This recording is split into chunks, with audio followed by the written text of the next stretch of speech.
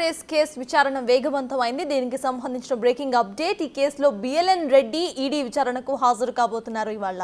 అయితే గత ప్రభుత్వ హయాంలో హెచ్ఎండిఏ చీఫ్ ఇంజనీర్ గా 10 ఏళ్ల పాటు పనిచేసిన ఆయన ఈ కేసులో A3గా ఉన్నారు. ఈ రేస్ కేసులో ముఖ్యాంశంగా నిధుల బదిలీపై ఈడీ దృష్టిని సారించింది. హెచ్ఎండిఏ నుంచి నిధులు ఎలా, ఎందుకు బదిలీ అయ్యాయి అనే కోణంలో బిఎల్ఎన్ రెడ్డిని ప్రశ్నించబోతున్నారు. ముఖ్యంగా 2 ఇన్వాయిస్ల ప్రకారం మొత్తం 45 కోట్లకు పైగా చెల్లింపులకు సంబంధించిన ఆదేశాలు ఎవరు ఇచ్చారనే అంశం విచారణకు రాబోతోంది. ఇక ఫెమా చట్టాన్ని ఉల్లంఘించినట్టు ఆధారాలు సేకరించిన అధికారులు దాని గురించి కూడా విచారించబోతున్నారు.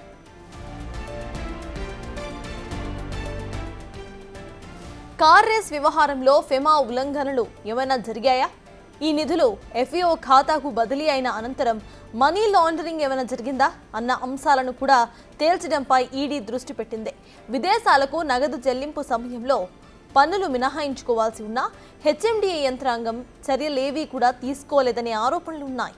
ఈ క్రమంలోనే హెచ్ఎండిఏనే ఇన్కమ్ ట్యాక్స్ డిపార్ట్మెంట్కు అదనంగా 8 కోట్లు చెల్లించాల్సి వచ్చింది.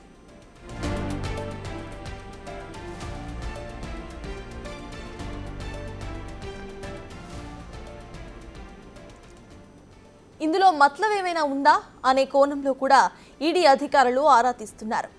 అయితే ఏసీబీ ఎఫ్ఐఆర్ ఆధారంగా డిసెంబర్ 20న కేసు నమోదు చేసిన ఈడీ A1గా కేటీఆర్ను, A2గా ఐఏఎస్ అధికారి అరవింద్ కుమార్ను, A3గా హెచ్ఎండిఏ చీఫ్ ఇంజనీర్ బిఎల్ఎన్ రెడ్డిలను నిందితులుగా పేర్కొంది. ఐఏఎస్ అరవింద్ కుమార్ సమక్షంలోనే నిధులు దారి మళ్లినట్టుగా ఆరోపణలు ఉన్నాయి.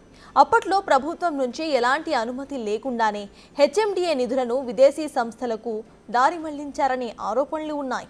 ఆ టైంలో మున్సిపల్ శాఖ మంత్రిగా కేటీఆర్ ఉన్నారు. నిబంధనలకు విరుద్ధంగా విదేశీ సంస్థలకు మనీ చెల్లించారని కేటీఆర్పై అభియోగాలు మోపింది.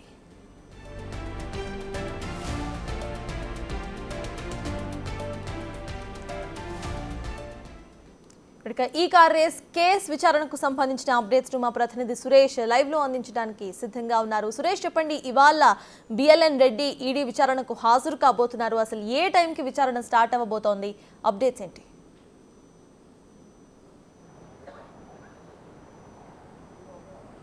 ఈ ఫార్ములా కేసులో ఈడీ ఎఫ్ఐఆర్ నమోదు చేసిన తర్వాత విచారణకు రావాల్సిందిగా 3కి నోటీసులు జారీ చేసింది. ఈరోజు బిఎల్ఎన్ రెడ్డి, అప్పటి హెచ్ఎండిఏ చీఫ్ ఇంజనీర్గా పనిచేసినటువంటి బిఎల్ఎన్ రెడ్డికి సంబంధించి ఆయన స్టేట్మెంట్ రికార్డ్ చేసేందుకు ఈరోజు రావాలని చెప్పేసి కూడా నోటీసులు జారీ చేసింది. మరికొద్దిసేపట్లోనే బిఎల్ఎన్ రెడ్డి ఇక్కడికి వచ్చే అవకాశం ఉంది. ఆయనకి 10:30కి రమ్మన్నట్టు తెలుస్తుంది. 11 గంటల నుంచి విచారణ ప్రారంభించి అసలు ఈ నిధులు ఎలా మళ్లించారో, అసలు అగ్రిమెంట్ ఏం జరిగింది, గతంలో గ్రీన్కో కంపెనీ అగ్రిమెంట్ చేసుకున్నారు, వాళ్ళు విత్డ్రా కావడంతో మొత్తం మరో 3 సీజన్లకి హెచ్ఎండిఏనే నిధులు సమకూర్చి మేమే ముందుకు వచ్చి స్పాన్సర్షిప్ ఇస్తామని చెప్పేసి కూడా అగ్రిమెంట్ చేసుకున్నట్టు కూడా వాళ్ళు చెప్తున్నారు. కాబట్టి అసలు ఈ అగ్రిమెంట్ ఏ విధంగా చేసుకున్నారు, ఆ సీజన్కి 200 కోట్లు అంటే 3 సీజన్లకి 600 కోట్ల రూపాయలు చెల్లించాల్సి వచ్చేది. మొదటి విడతలోనే 55 కోట్లు చెల్లించారు. కానీ కాంగ్రెస్ ప్రభుత్వం ఏర్పడిన తర్వాత ఈ అగ్రిమెంట్ని మేము విత్డ్రా చేసుకుంటున్నాము, మేము ఇంకా ఈ ఫార్ములా రేసు హైదరాబాద్లో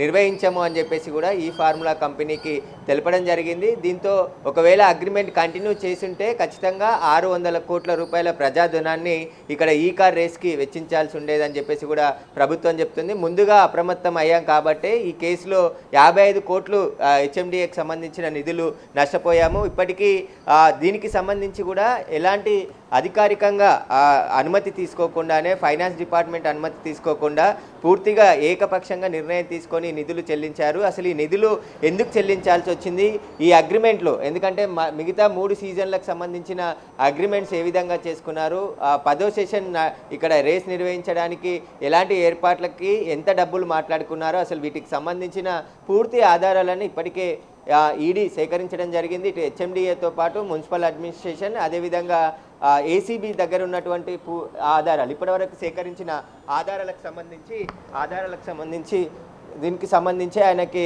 సంబంధించినట్టున్నది.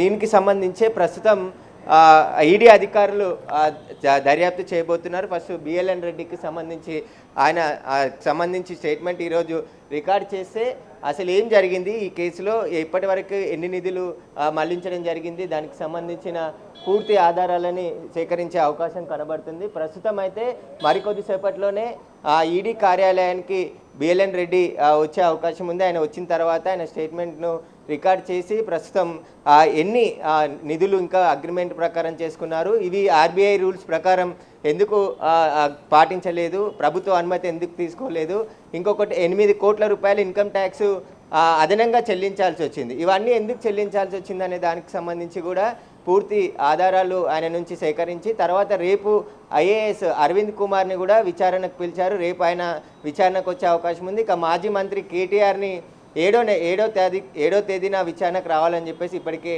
నోటీసులు జారీ చేశారు. ఈడీ మాత్రం దర్యాప్తులో స్పీడ్ పెంచింది. ఇప్పటికే ఈ కేసుకు సంబంధించిన ఆధారాలన్నీ సేకరించింది కాబట్టి ఇప్పుడు బిఎల్ఎన్ రెడ్డి ఇచ్చే స్టేట్మెంట్ చాలా కీలకంగా ఉండబోతుంది. ఆయన చీఫ్ ఇంజనీర్గా పనిచేశాడు కాబట్టి ఈ ఫార్ములాకు సంబంధించి ఎలాంటి రేసుకు సంబంధించిన ట్రాక్ నిర్మాణంతో పాటు మిగతావన్నిటిని కూడా అసలు అగ్రిమెంట్ పేపర్లతో పాటు ఎవరెవరు సంతకాలు చేశారు, ఎన్ని విడతల డబ్బులు చెల్లించారు, ఆ బ్యాంక్ డీటెయిల్స్తో పాటు ఈ ఫార్ములాకు సంబంధించిన ఆ అకౌంట్స్ డీటెయిల్స్ అన్నిటిని కూడా తీసుకొని ఈ ఫార్ములా అకౌంట్ నుంచి డబ్బులు ఎక్కడికి వెళ్ళాయి, మనీ లాండరింగ్ ఏమైనా జరిగిందా అనే దానిపై కూడా ఈడీ ఇప్పుడు దర్యాప్తు చేయబోతుంది. దీనికి సంబంధించి ఇప్పుడు మరికొద్దిసేపట్లోనే బిఎల్ఎన్ రెడ్డి ఇక్కడికి వచ్చే అవకాశం ఉంది. వచ్చిన తర్వాత ఆయన 11 గంటల నుంచి కూడా విచారించే అవకాశాలు కనబడుతున్నాయి.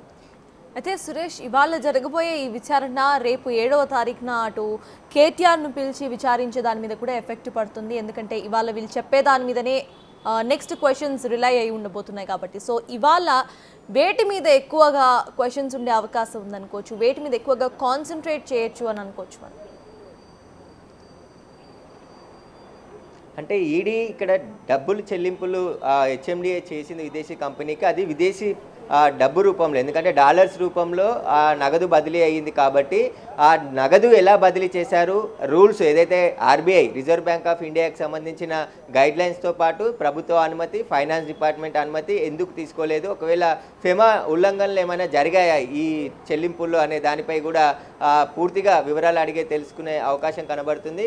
హెచ్ఎండిఏ బ్యాంక్ అకౌంట్స్ కూడా, ఎందుకంటే హెచ్ఎండిఏ ప్రభుత్వ సంస్థ కాబట్టి అందులో నుంచి డబ్బులు ట్రాన్స్ఫర్ చేసే ముందు ఎందుకు పాటించలేదు. హెచ్ఎండిఏ పరిధి 10 కోట్ల రూపాయలే వారు సొంతంగా నిధులు చెల్లించవచ్చు, కానీ 10 కోట్లకు మించితే ప్రభుత్వ అనుమతి, ఇటు ఫైనాన్స్ డిపార్ట్మెంట్ అనుమతి తీసుకోవాలి. కానీ ఎక్కడ కూడా ఇలాంటి అనుమతి తీసుకోకుండా నిధులు చెల్లించారు. ఇక్కడ ఇంకొక పాయింట్ ఏంటంటే ఈ ఫార్ములాకు సంబంధించి అగ్రిమెంట్ జరగకముందే డబ్బులు బదిలీ చేశారు. అసలు అగ్రిమెంటు చేసుకోకుండా హెచ్ఎండిఏ తాము స్పాన్సర్షిప్ ఇస్తామని చెప్పారు, కానీ దానికి సంబంధించిన అగ్రిమెంటు పూర్తి అవ్వకముందే డబ్బులు ఎందుకు బదిలీ చేయాల్సి వచ్చింది, మొదటి సీజన్కి సంబంధించిన అగ్రిమెంట్లు ఏ విధంగా ఉన్నాయి, మొదటి సీజన్లో గ్రీన్ కంపెనీకి సంబంధించి ఎలాంటి ఎంఈఓ చేసుకున్నారు, వాళ్ళు ఎందుకు విత్డ్రా చేసుకోవాల్సి వచ్చింది, వీటన్నిటికి సంబంధించి పూర్తి వివరాలు కూడా బిఎల్ఎన్ రెడ్డిని అడిగి తెలుసుకునే అవకాశం కనబడుతుంది. ఆయన స్టేట్మెంట్ కూడా రికార్డ్ చేసి రేపు ఐఏఎస్ అరవింద్ కుమార్ స్టేట్మెంట్ కూడా రికార్డ్ చేయనున్నారు.